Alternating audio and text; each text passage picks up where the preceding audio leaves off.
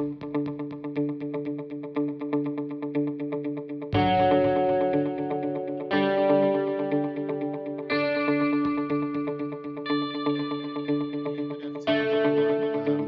you, Sharon.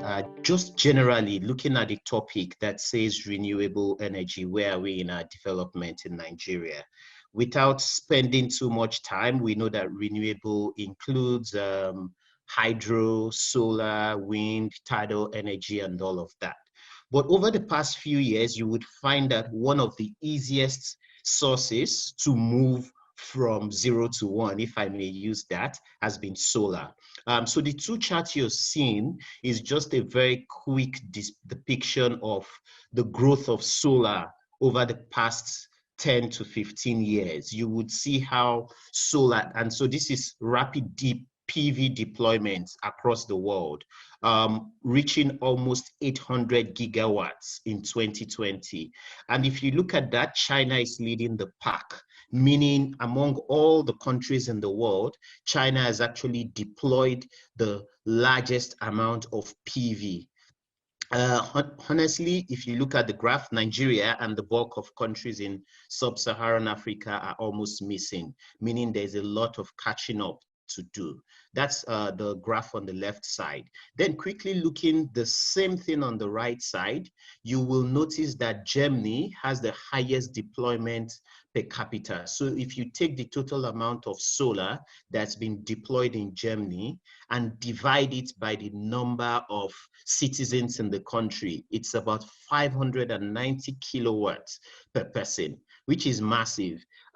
Looking at Nigeria and the bulk of sub-Saharan Africa, there is massive energy demand. There's little energy availability from the grid and from other sources. So I would say this is a massive opportunity for Nigerian entrepreneurs to actually get into the industry, but you need to take your time and create your own business model. Let's move. Very quickly, just the same thing we're talking about and looking at the different type of renewable energy options available. You want to think of it very quickly. Why solar? Actually, you find that solar is about the easiest to deploy within the shortest period of time. And solar is also the one that can really be cost effective to deploy at the household level. Way back, there's when people still mostly used energy sources for cooking.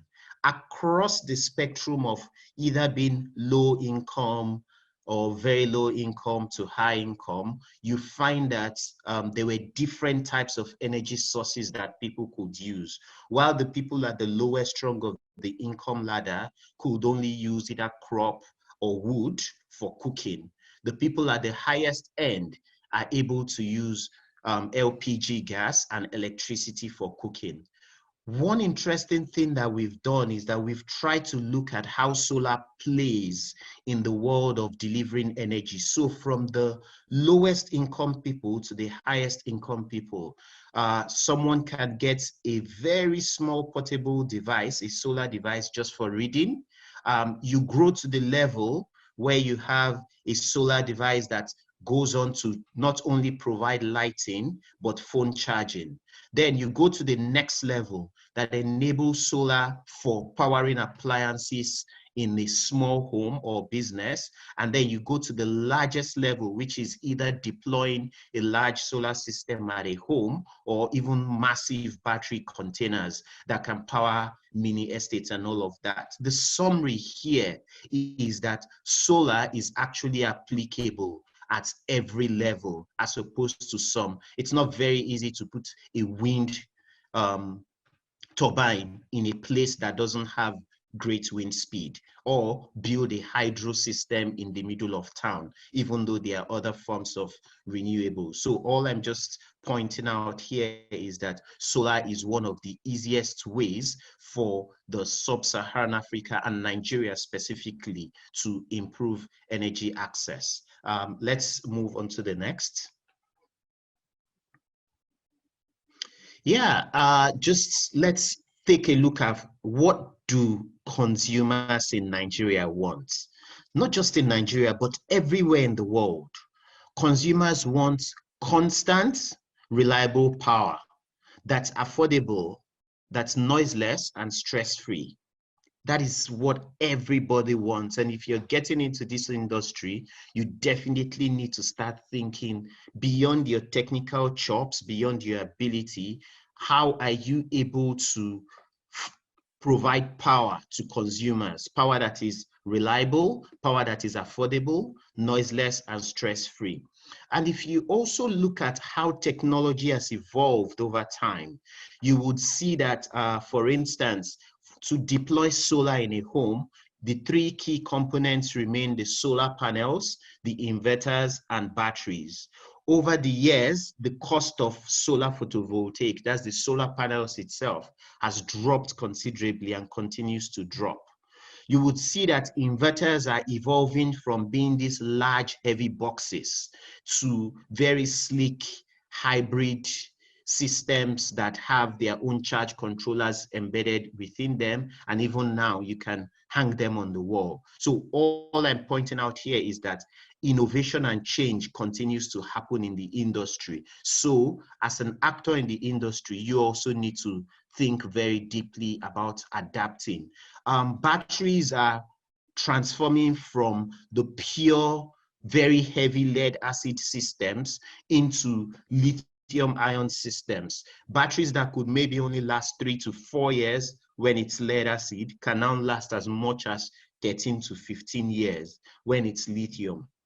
One thing I would say is that the industry technology continues to evolve. And what you see on the right side of this, those two standing boxes, is where the future of inverter and batteries are going into. So these are going to become all-in-one embedded systems that have an inverter and battery in one box. Today, there's definitely over 50 manufacturers of these kinds of products across the world. And I think it's something that Nigeria as a country should start to get ready for. These are all-in-one systems. They have embedded remote monitoring.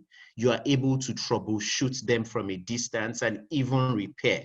Think about your inverter system having an issue and someone sitting any state in Nigeria being able to go in, make a repair and fix it. And then these systems are also bi-directional, meaning they can send power to the house and send power to the grid if need be. But today, the grid in Nigeria isn't smart enough to handle that. That's another area of opportunity that people need to be looking at. Let's move on to the next slide.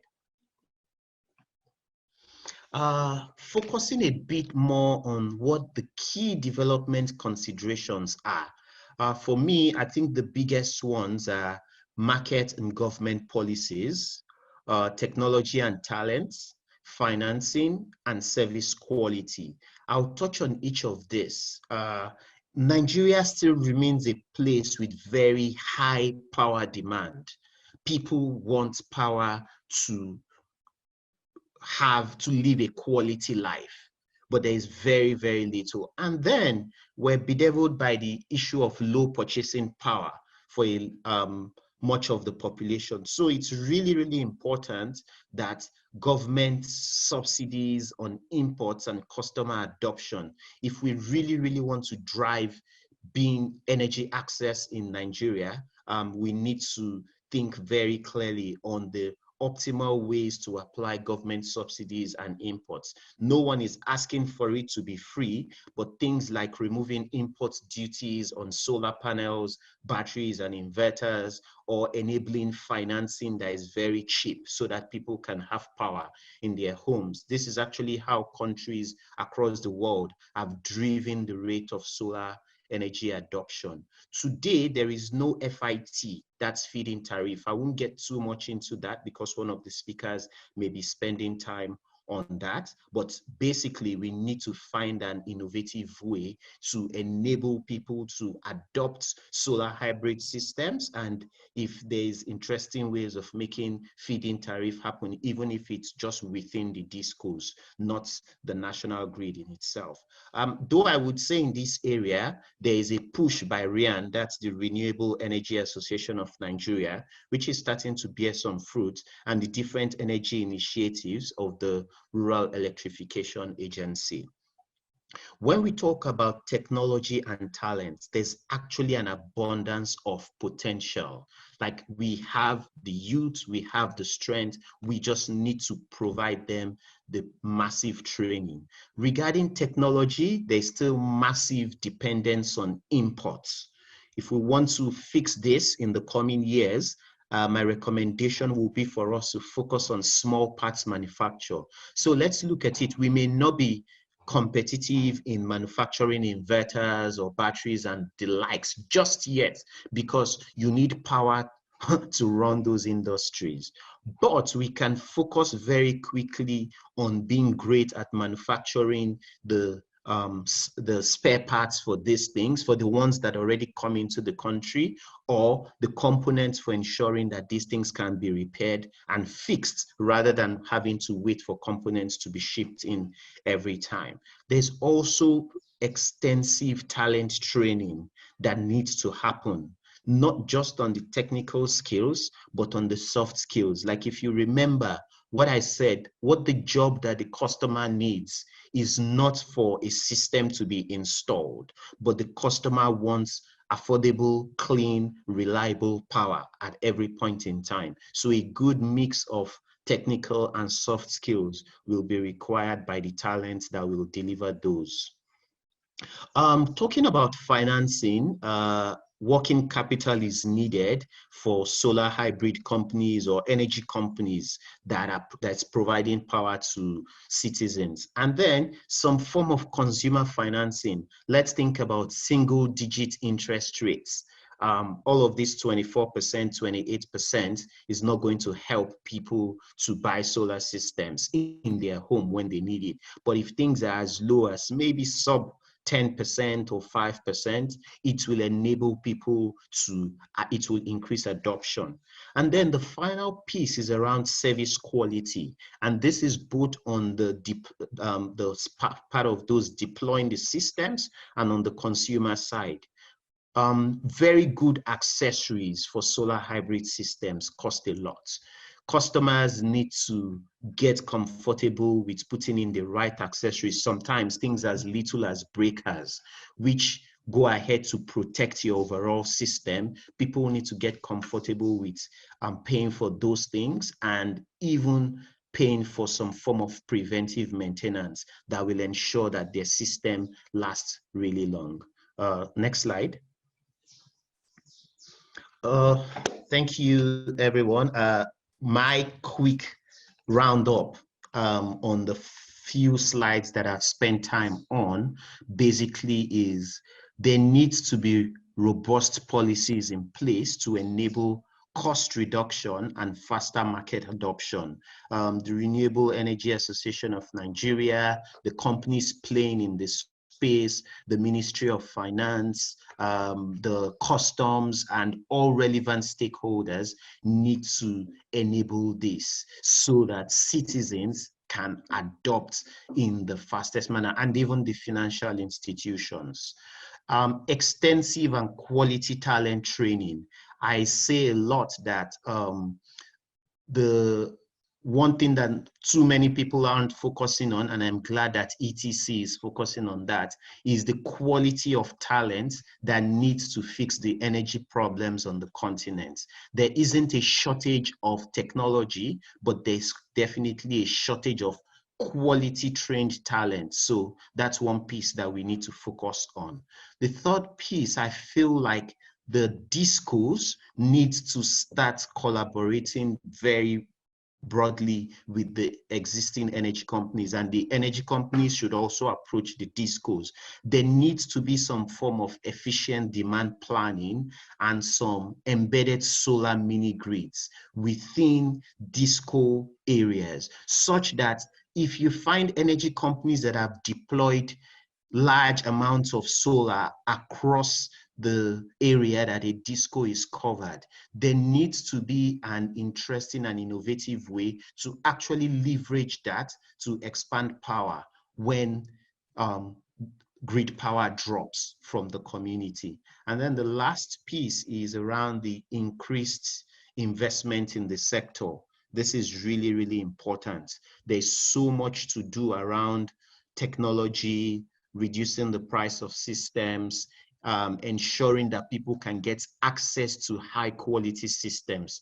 We need to move away from buying just cheap products. So investment is actually going to make the top quality products more affordable to a larger population, and strategic partnerships even within the energy companies. I believe these factors are some of the things that is going to help us improve the situation of renewable energy deployment in Nigeria and across most of the sub-Saharan Africa. Thank you.